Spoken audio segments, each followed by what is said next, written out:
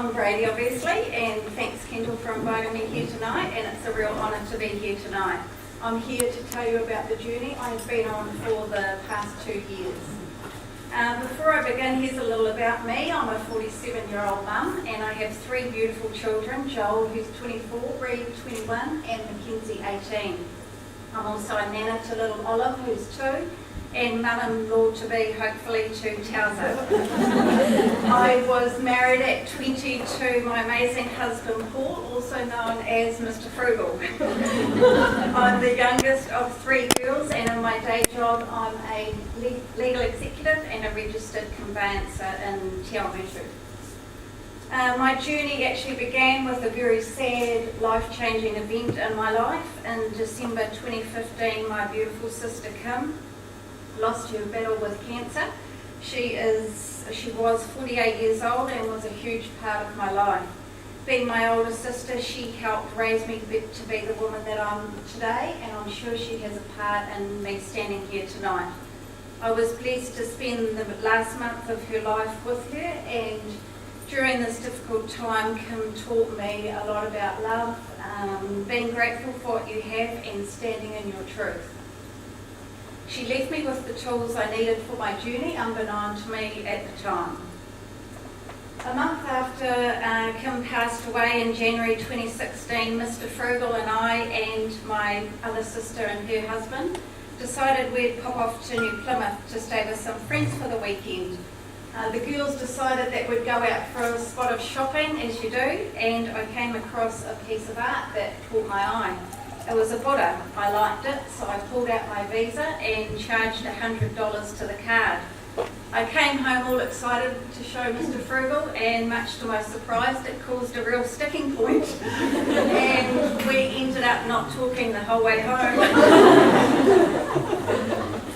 Fast forward 2 weeks, and the 4 of us were off again. This time we decided we'd hit the big city and head up to Auckland. So we were out for dinner and using the Visa again, and decided why not go to the movies. So I quickly got out my phone and checked what was on and saw The Big Short was playing. So we literally ran from the restaurant with desserts in hand and made it in the nick of time. Not sure if you know what this movie is about, but it's all about the USA financial crisis in 2007 when the housing bubble burst. It really struck a nerve with me, this movie, as our home is my safe place, a home that my husband helped build for us in 2003.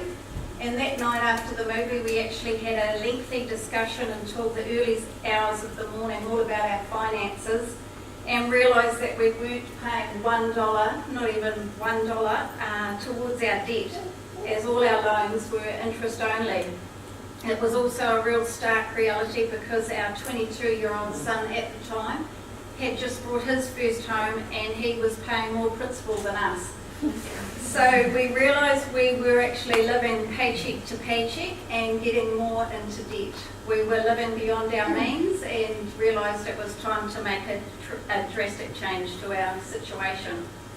This was really the time that I had a bit of a light bulb moment and a huge desire to stand in my truth and to live a simple, frugal life. I knew that to achieve this, we had to get rid of all our debt. We had to not care what people think, stop trying to keep up with the Joneses, and get real. We decided to give up travel, eating at restaurants, and my shopping days were over for now. I knew that I had all the motivation, strength and tools I needed to conquer this huge feat. The next day was day 1 of our debt-free journey, and not an easy one by any stretch of the imagination. We laid all our debts out on the table, and I felt so many emotions.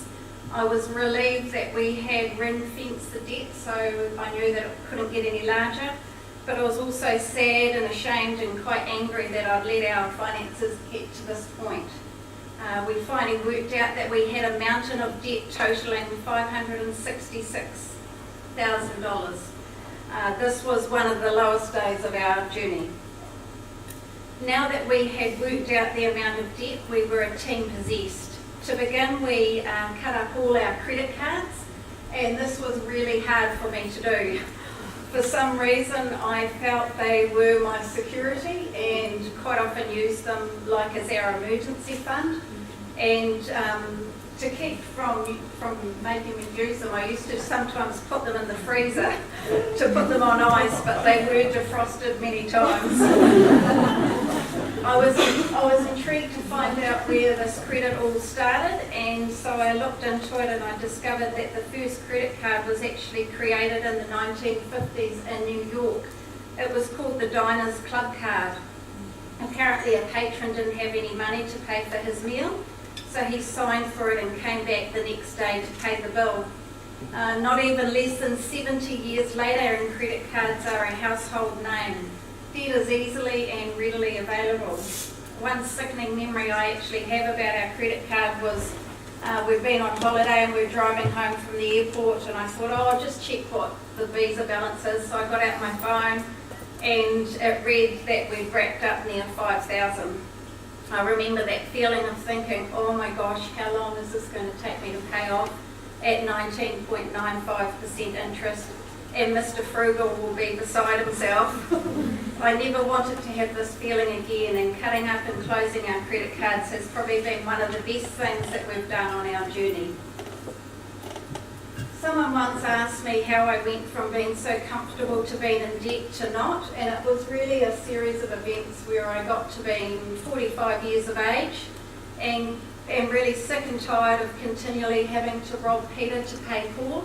Sick and tired of trying to balance the books and have enough money to cover the bills on time. Sick and tired of that sinking feeling in your stomach when you know that you can't afford something but you buy it anyway. Sick and tired of sometimes shopping, hiding shopping bags in my wardrobe. And sick and tired that we never really seemed to be getting ahead. We were like stuck in Groundhog Day, working, spending, paying bills over and over again. It also made a huge difference getting Mr. Frugal involved, and we were now an invincible team fighting the debt together. Next step, which is probably my favourite part, we're on to creating a zero-based budget. I've loved budgeting since I was about 8 years of age when my dad gave me a budgeting notebook and I was really hooked. Our budget has been a game changer. There was just no going with the flow anymore. Every dollar that we earned had a job and we told it where it was going instead of the other way around. This process took us about 3 months to refine, where we got to the point where we were both happy with everything. It's a funny word, budget. People think it's restricting, but the feeling we had is that we actually had more money. It was like we'd got a pay rise. And now I sort of think of it more of a spending plan where we do save up for fun activities and holidays away with the family, and I visit our plan usually daily, sometimes more than once. Once we'd mastered our budget, we were then into sell mode. I had this strong desire to look at what was a need and what was a want. I was driving an SUV to work every day, and did I really need this? We had a rental property that we had borrowed 100% finance on, so we clearly couldn't afford this. We decided to start selling everything and everything that we could that we didn't need. This didn't happen overnight, but it actually took quite a few weeks, months even, but we ended up eventually selling our car and our rental property, and we now proudly drive second-hand Toyota Corollas paid for in cash. To keep myself motivated during this journey, I found Dave Ramsey on YouTube. He's a true campaigner against debt. He has a financial radio station in Nashville, Tennessee, where people visit once they're debt-free to do their debt-free screen. They're so motivating to watch, and it is on our bucket list to do. I've also loved reading books, and a few of my favourites are The Total Money Makeover, The Barefoot Investor, and The Millionaire Next Door. This one actually describes perfectly that most millionaires do not have any debt. They've not used debt to become wealthy, and they have not been given any money from family and pay for everything in cash. They're normal people like you and me, and they have lived below their means. They were super savers and invested from a young age, making the most of compound interest, which has been named the 8th wonder of the world. It confirmed people who look rich usually aren't, and people who don't look rich usually are. By the end of 2016, we had paid off a massive amount of $402,000 of debt, and by this time I knew we were a bit weird. I decided that being normal was living payday to payday and being comfortable in debt. It was having credit cards maxed out, having car loans, buying things with credit because I wanted them now. I wanted to change the old normal into a new normal. I wanted normal to be totally debt-free without a credit card in sight, a fully paid emergency fund saved in our account, saving up for things like by delaying gratification and paying with cash, and also to pay off our house mortgage in full. I liked this idea of the new normal, and so we became gazelle intense. Mr. Frugal was working any shifts he could, and I worked in the election for the first time.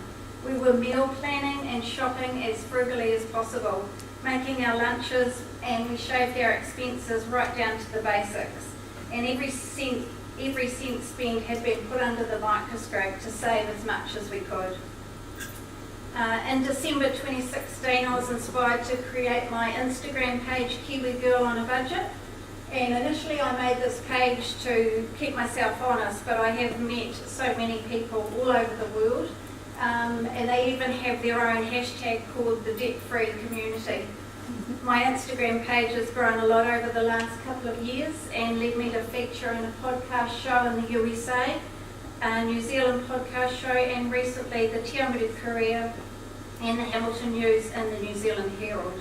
I've sent many people my blank zero-based Excel budget to start them on their way. My blog, kiwigirlonabudget.com, followed not long after, in which I share relevant articles on living a simple, frugal and debt-free life. Oh, I went past one. That's not it. Yep, good. In 2017, progress was a bit slower. However, we've learnt a few amazing things along the way. One of our big lessons has been to enjoy the simple life and to save up for special things. Have you noticed the word frugal gets a bad rep? I looked up the meaning and it actually means thrifty, sparing, economical saving, more careful, cautious, prudent, unwasteful, sensible. Now those are qualities I would like to aspire to. We've found things to do that haven't cost the earth. We've loved swimming in the ocean, adopting the minimalist lifestyle and streamlining our home, reading books, thrift shopping, and best of all, spending time with family and friends. There is a bigger plan at work now which we weren't aware of when we started this journey, but we are changing our family tree. We have gifted all our children with a copy of the Total Money Makeover, and I had a sneaky $20 note in about chapter 3. Which I don't think any of them have found yet. Recently, our oldest son called a budget meeting, and I suggested that they give the envelope system a try. This method goes back to the basics, where you withdraw a weekly cash amount and pop it into the envelopes. I think he thought I was slightly mad to suggest that he uses cash to purchase groceries, petrol, and spending. But after his first week and seeing the results of having cash left over, he was secretly hooked. Our middle son is currently cash flowing his OE and paid off his small student loan, while our daughter loves saving and meal planning. I'll leave some envelopes on your tables tonight if you'd like to take them home for a try.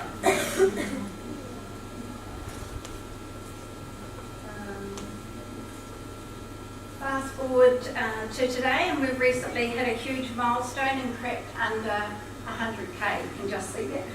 To mark this special occasion, we have booked a night in Auckland for our whole family to celebrate our achievement together.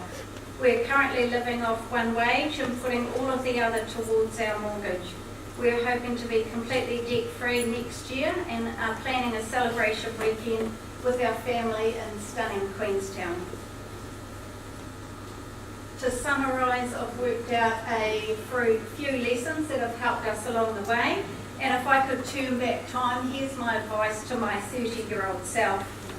Stand in your truth and be authentic. Don't care what other people are doing, especially the Joneses. Get on the same page with your partner or spouse. Create a monthly zero-based budget together. Pay off your consumer debt and cut up your credit cards. Live on less than you earn and save up and pay with cash. Save an emergency fund for financial security. Invest for retirement, and if you haven't already, start your KiwiSaver ASAP. And most importantly, live simply, give generously, and love more. Thank you for listening tonight. I'll leave you with a post about life that I hope may one day be the old normal. Normal is getting dressed in clothes that you buy for work and driving through traffic in a car that you're still paying for in order to get to the job you need to pay for the clothes in the car and the house you leave vacant all day so you can afford to live.